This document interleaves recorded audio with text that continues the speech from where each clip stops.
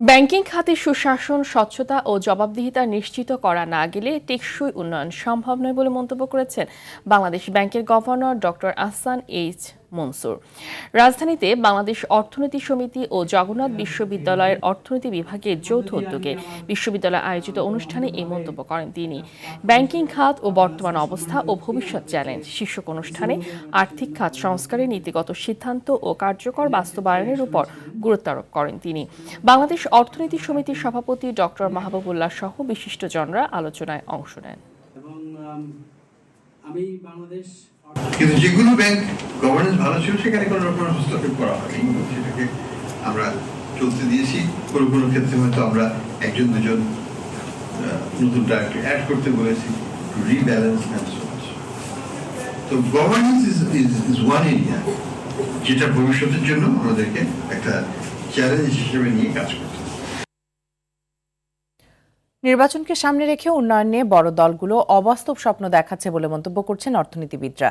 রাজধানীতে পরবর্তী নির্বাচন সরকারের প্রতিশ্রুতি বাস্তবায়নে রাজস্ব আয়ের চ্যালেঞ্জ ও সমাধান বিষয়ক সেমিনারে এই মন্তব্য করেন তারা। শেখ হাসিনা সরকারের নিয়ম বহির্ভূত ব্যয়ের কারণে গত ৪ বছরে বিদেশি ঋণ ২৫০% বেড়েছে বলে মন্তব্য করেন তারা। অন্তর্বর্তী সরকার অর্থনীতিকে আইসিও থেকে কেবিনে আনতে পারলেও সংকট এখনো রয়ে গেছে বলে মনে করেন তারা। এত কম রাজস্ব দিয়ে স্বাস্থ্য খাতে জিডিপির ৫ থেকে ৭% খরচ করা ক্ষমতা নিয়েও সংশয় প্রকাশ করেন তারা।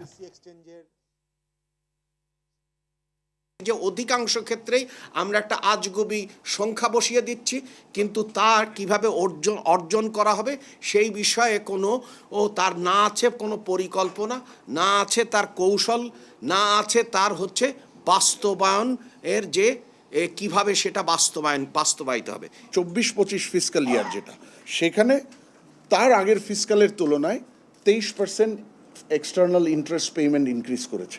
কিন্তু if you compare it over time, fiscal year ২০২১-এর তুলনায় ফিসকাল ২৫-এ ২৪৬% ইনক্রিজ করেছে।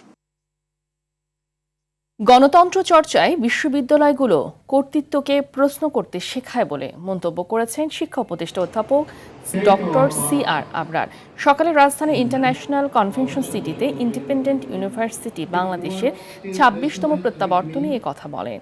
সমাবর্তনে উপস্থিত ছিলেন আলোকচিত্রী ডক্টর শহীদুল আলম, বিশ্ববিদ্যালয় মঞ্জুরি কমিশনের চেয়ারম্যান অধ্যাপক ডক্টর SMA ফয়েজ সহ আমন্ত্রিত অতিথিবৃন্দ।